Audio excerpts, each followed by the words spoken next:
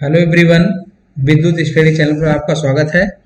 विद्युत study channel पर आज 5000 प्रश्नों का मेगा सीरीज का सेट नंबर 6 है।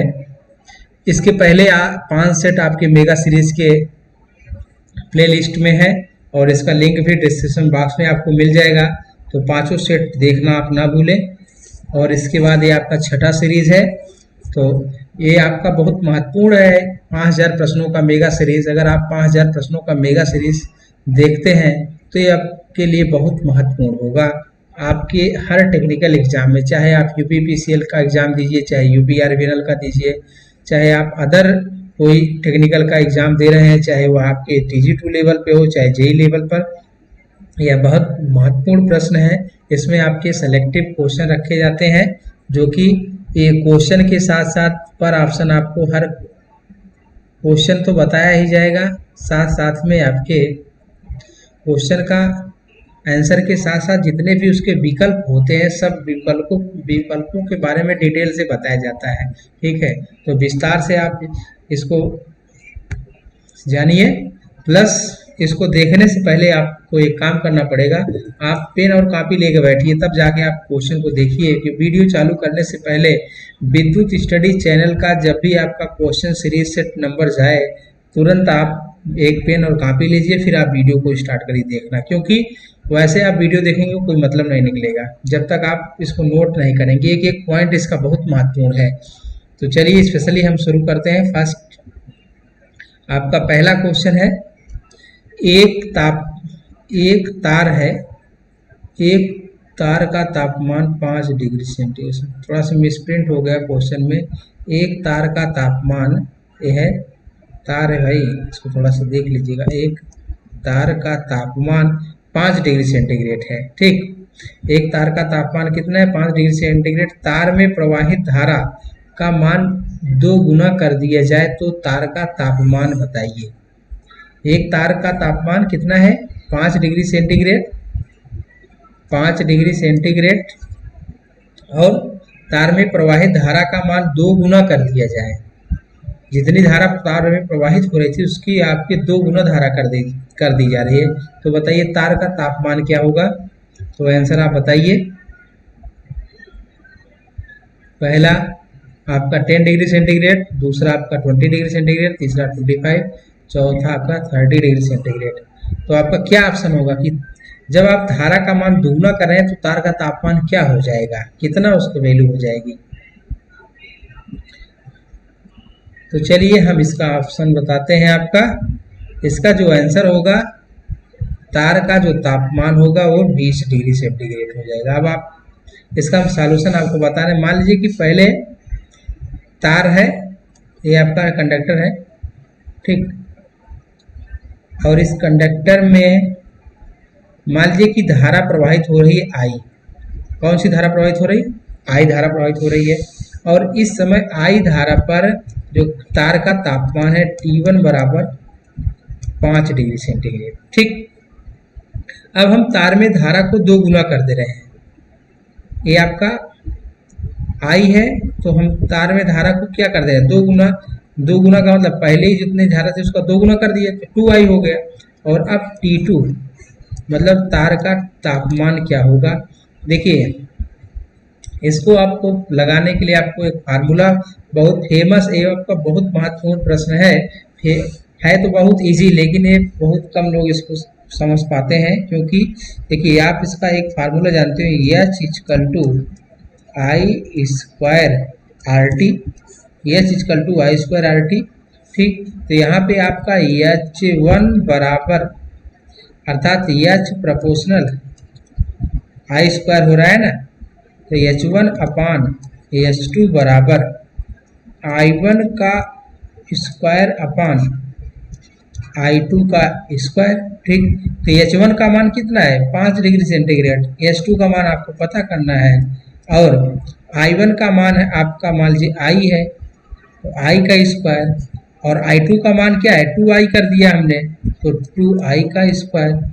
ठीक, इसका मतलब क्या हो गया? आई स्क्वायर बाई 4i स्क्वायर। तो आई स्क्वायर से कैंसिल हो जाएगा, और आपका अब हो जाएगा क्या, H2 इक्वल टू 20 अर्थात 5 इंटू 4 हो रहा है ना। अब ये आपका सीधे इधर चला जाएगा, H2 इधर चला आएगा।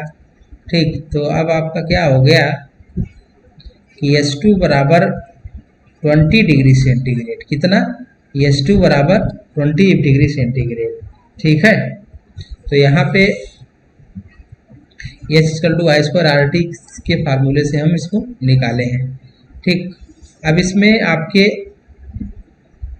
बहुत सारे क्वेश्चन इस बेस पे बनाए जाते हैं, तो आप इसको नोट करिए। और यही आपका, जैसे तार है, इसमें पूछ लेता है कि तार का तापमान बढ़ रहा है तो किसके प्रभाव के कारण बढ़ रहा है, तो आपके हीटिंग इफेक्ट, तापमान जो आपके, आप उसमें करंट की धारा, इसीलिए आप बोलते हैं ना कि करंट, जैसे आपका एक कंडक्टर था तो कंडक्टर में धारा, अब इसी धारा की वजह से कंडक्टर में क्या आ जाएगा, I²R।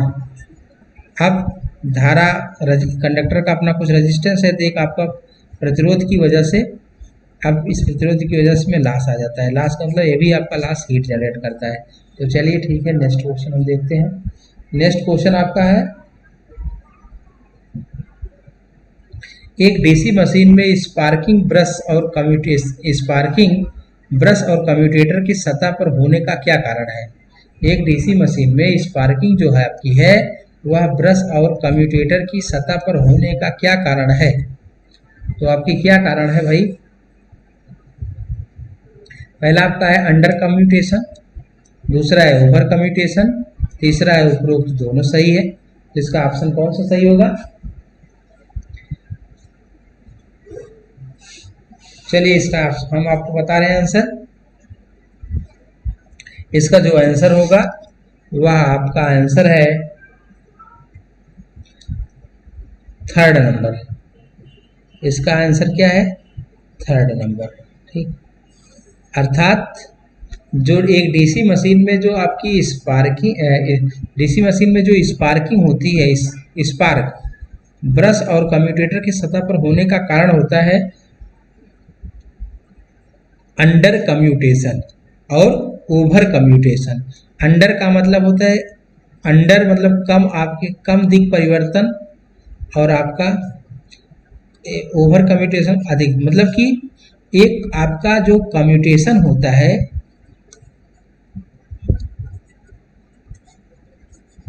कम्यूटेशन अर्थात कम्यूटेशन की प्रक्रिया में जो आपकी करंट होती है वह आपके रिवर्स होने, करंट जैसे होता क्या है आपका, इस प्रकार से आपका कम्यूटेटर आपका कन्वर्ट चलता है ना, तो कम्यूटेटर आपका मूव करता है, तो इसमें क्या होता है, करंट आपकी ऐसे आ रही है, फिर करंट आपकी ऐसे, मतलब करंट के रिवर्स होने की जो डायरेक्शन है, एक उसका टाइम फिक्स होता है, एक निश्चित टाइम होता है। अगर करंट के रिवर्स होने की डायरेक्शन एक निश्चित टाइम से ज़्यादा में हो रहा है, तब तो वह आपका हो जाता है ओवर कम्यूटेशन। ठीक, अगर करंट के रिवर्स होने की डायरेक्शन अर्थात उल्टा होने की डायरेक्शन एक निश्चित टाइम से ज़्यादा टाइम में होता है, तो आपका कौन सा आपका कम्यूटेशन होगा, ओवर कम्यूटेशन। और अगर मान लीजिए टीसी बराबर 5 सेकेंड, ठीक 5 सेकेंड है, तो अगर यही आपका टीसी मतलब कम्यूटेशन टाइम है, अगर आपका करंट के रिवर्स होने का जो समय है टी बराबर मान लीजिए 3 हो गया, टीसी बराबर मान लीजिए 3 सेकेंड हो गया, इसका मतलब आपका कौन सा कम्यूटेशन हो गया, अंडर कम्यूटेशन। और टीसी बराबर अगर यही आपकी 8 हो गया या 5 से ज़्यादा हो गया, 8 सेकेंड हो गया, इसका मतलब आपका क्या हो रहा है, ओवर कम्यूटेशन हो रहा है। तो आपका होना क्या चाहिए, जो आपकी निश्चित टाइम है उस निश्चित टाइम में करंट की वैल्यू, आप करंट का जो करंट है वह आपकी रिवर्स हो जानी चाहिए, ठीक उल्टी हो जानी चाहिए, रिवर्स का मतलब। अब जो अंडर कम्यूटेशन है और ओवर कम्यूटेशन, ये दोनों ही कम्यूटेशन आपके क्या करेंगे, कम्यूटेटर और ब्रश क्या क्या ब्रश पर स्पार्क जनरेट करते हैं, स्पार्किंग होती है। तो होना क्या चाहिए, गुड कम्यूटेशन। गुड कम्यूटेशन का मतलब है निश्चित टाइम में और करंट की डायरेक्शन आपकी रिवर्स में हो जाए। ठीक, चलिए इसके बाद नेक्स्ट में आपका अगला क्वेश्चन है, equipment used for the pulverising the coal is, मतलब कि पल्वराइजिंग का मतलब होता है कोयले को छोटे छोटे टुकड़ों में तोड़ने के लिए हम कौन सा इंस्ट्रूमेंट का प्रयोग करते हैं। तो होपर, स्ट्रोकर, बाल मिल, बर्नर। तो बताइए इसमें कौन सा ऑप्शन सही होगा। ऑप्शन आपका कौन सा सही होगा बताइए, आप कमेंट बॉक्स में कमेंट करिए कि कौन सा ऑप्शन सही होगा। चलिए हम इसका आंसर आपको बताते हैं। इसका जो आपका आंसर है बाल मिल। बाल मिल कोयले को छोटे छोटे पल्वराइज का मतलब छोटे छोटे टुकड़ों में तोड़ने के लिए हम यूज करते हैं क्या, बाल मिल। बाल मिल आपके है, एक आपकी होती है हैमर मिल, एक आपकी हैमर मिल और एक आपकी बाल मिल। तो यहाँ पे क्या यूज करते हैं हम, बाल मिल का यूज करते हैं। बाल मिल में कोयला हमारा, देखिए कोयला आपका एक्चुअल में जैसे बहुत बड़ा भंडार जो मिलता है इस प्रकार से बहुत बड़ा साइज में होता है। आप बहुत बड़े साइज की कोयले को जलाएंगे तो आपको उतना ईंधन की जो उसकी दक्षता उतना अच्छी नहीं, उतना ज़्यादा नहीं मिलेगी। जब आप कोयले को छोटे छोटे टुकड़ों में तोड़ देंगे तो अब यही आपकी जो उसकी दक्षता है इसका मान बढ़ जाता है, ठीक है, और कोयला अच्छी तरीके से बर्न होता है अर्थात अच्छी तरीके से जलता है। और एक आपका इसमें देख रहे हैं बर्नर। बर्नर का मतलब है, बर्नर का मतलब है कि एक बर्नर आपका होता है, बर्नर का प्रयोग करके हम लो ग्रेड, जो आपका लो ग्रेड का कोयला होता है बर्नर का प्रयोग करके हम उससे भी जब बर्नर का प्रयोग कर देंगे तो लो ग्रेड का भी कोयला अच्छी उष्मा देता है, ठीक। तो बर्नर का हम यूज करते हैं। बाल मिल हो गया। होपर, होपर का मतलब होता है जैसे होपर आपका होता है कि कोयला उतारने के लिए होपर का प्रयोग करते हैं। जैसे बेलचा का नाम सुने होंगे, बेलचा का नाम बालू वगैरह जो उतारी जाती है, ठीक, तो बालू वगैरह से उतारे उसी को आप होपर कहते हैं, जो कि कोयले को उतारने के लिए होपर का प्रयोग करते हैं। चलिए इसके बाद नेक्स्ट है, नेक्स्ट आपका 44 नंबर, देखिए यहाँ पे आ गया लो ग्रेड फ्यूल्स, मतलब लो ग्रेड का ईंधन जलाने के लिए किस विधि का प्रयोग किया जाता है करते हैं। तो ऑप्शन है आपका pulverising, blending with the better quality coals, oil assist ignition, all. तो आप बताइए इसमें से कौन सा ऑप्शन सही होगा। मतलब पल्वराइज्ड का मतलब होता है कोयले को, देखिए भी इसके पहले मैंने बताया है, ठीक, ऑयल का इस्तेमाल करके, बेटर क्वालिटी आप कोयले का यूज करके। तो बताइए इसका ऑप्शन क्या सही होगा।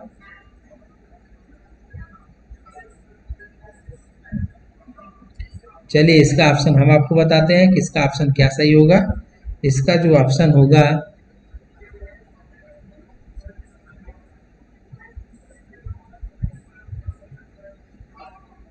इसका जो ऑप्शन है वो ऑप्शन आपका सही होगा, देखिए आल, ठीक।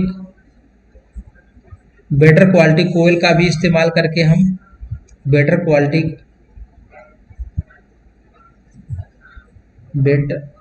का कोल इस्तेमाल करके लो ग्रेड का कोयला है इसको पल्वराइज छोटे छोटे टुकड़ों में तोड़ करके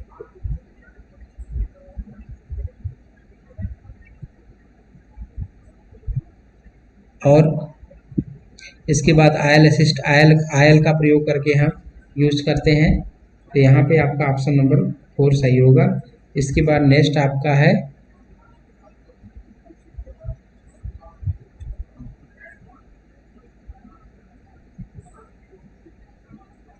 नेक्स्ट आपका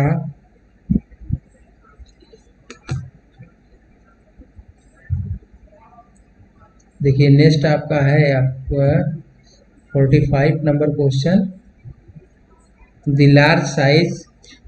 largest size steam turbine installed in India.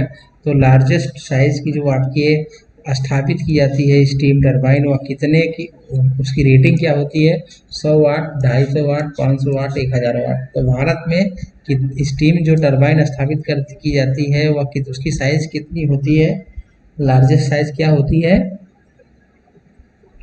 तो इसकी लार्जेस्ट साइज बताइए, इसका ऑप्शन क्या सही होगा। देखिए इसकी जो लार्जेस्ट साइज होती है वो होती है 500 वाट। क्या होती है, 500 वाट। 500 वाट मैक्सिमम हम 500 वाट का स्थापित करते हैं, लेकिन 100 वाट का भी मिलेगा आपको, 250 वाट का भी मिलेगा, लेकिन जो अधिकतम इसमें अधिकतम साइज पूरा पूछा जा रहा है वो अधिकतम साइज के लिए हम 500 वाट। स्टीम टरबाइन आप जानते होंगे इसके बारे में। स्टीम टरबाइन यह आपसे भाप से वर्क करती है स्टीम टरबाइन। इसके बाद स्ट्रेन इंसुलेटर का प्रयोग किया जाता है। तो स्ट्रेन इंसुलेटर का प्रयोग कहाँ पे किया जाता है, at the dead ends at intermediate anchor tower on the straight run. Straight run का मतलब सीधी लाइन, सीधी लाइन में आप कहीं पे स्ट्रेन इंसुलेटर का प्रयोग करते होंगे। तो बताइए इसका ऑप्शन कौन सा सही होगा। चलिए इसका ऑप्शन हम बताते हैं आपको। इसका ऑप्शन इसका है ऑप्शन नंबर 4 सही। ऑप्शन नंबर 4 का मतलब एट डेड एंड, जहाँ लाइन आपकी खत्म, जैसे आपकी लाइन ऐसे चल रही है तो यहाँ पे आपकी लाइन खत्म हो गई, यहाँ पे लास्ट होल है, तो यहाँ पे हम यूज करेंगे कौन सा, स्ट्रेन इंसुलेटर। ठीक, at intermediate anchor tower intermediate बीच में भी हम इसका यूज करते हैं, एंकर टावर। ठीक है, और ऑन स्ट्रेट रन का मतलब सीधी लाइन है। ऑन स्ट्रेट रन में जो यूज किया जाता है वह यूज किया जाता है पिन इंसुलेटर। पिन इंसुलेटर को सीधी लाइन के लिए प्रयोग किया जाता है। तो डेड एंड और इंटरमीडिएट में हम कौन सा यूज करते हैं, स्ट्रेन इंसुलेटर का प्रयोग किया जाता है। चलिए इसके बाद नेक्स्ट आपका है 48 नंबर।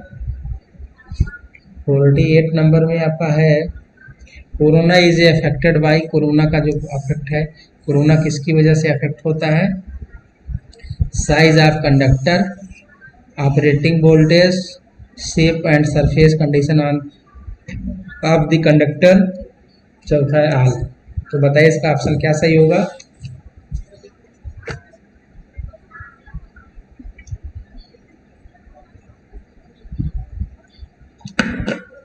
इसका जो ऑप्शन आपका सही होगा, चलिए हम बताते हैं।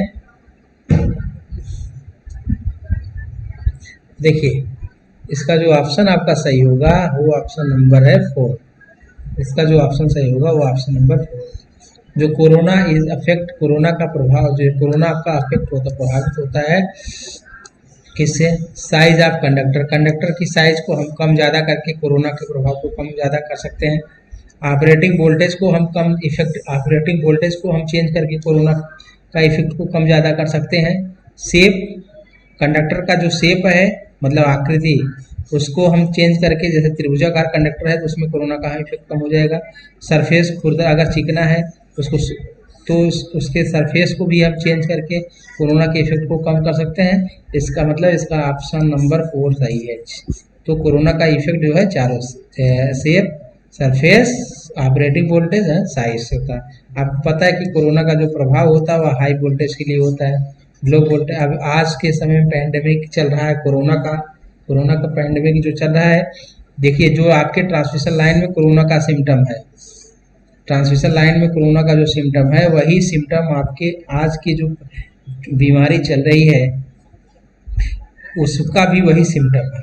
ठीक, जो आपकी महामारी चल रही है उसका भी यही सिम्टम है। जैसे इसमें क्या होता है, सर्दियों में कोरोना लॉस बढ़ जाता है ना, तो वैसे यही जो आप आज के समय में कोरोना का चल रहा है इसका भी तो यही आपका सिम्टम लक्षण है कि यह आपकी जैसे ठंडी पड़ना शुरू हो जाएगी तो इसका सिम्टम बढ़ जाएगा, इसका लक्षण तेज हो जाता है कोरोना का प्रभाव। ठीक, तो कोरोना को हिंदी में आपका क्या बोलते हैं, किरीट या आभा बोला जाता है। तो कोरोना तो आप बहुत पहले पढ़ चुके हैं, लेकिन आज के समय में कोरोना काल की वजह से सब कुछ डिस्टर्ब हो गया है, तो बच के रहिएगा कोरोना से। ठीक है, ज़्यादा कम से कम आप बाहर निकलने की कोशिश करिए।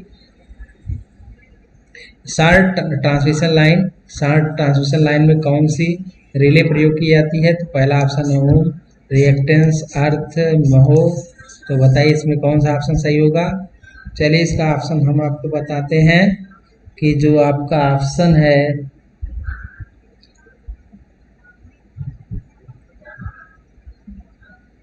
देखिए, शार्ट ट्रांसमिशन लाइन में आपका यूज होता है रिएक्टेंस रिले।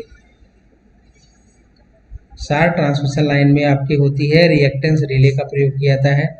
ठीक है, शार्ट ट्रांसमिशन लाइन में ट्रांसमिशन लाइन आपके तीन प्रकार की होती है। एक होती है लॉन्ग ट्रांसमिशन लाइन और एक होती है मीडियम ट्रांसमिशन लाइन और एक होती है शार्ट ट्रांसमिशन लाइन। ठीक, तो शार्ट ट्रांसमिशन लाइन में कौन सी? Reactance relay.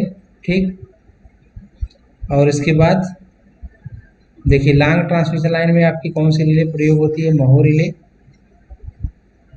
और आपके मीडियम में होती है इम्पीडेंस रिले।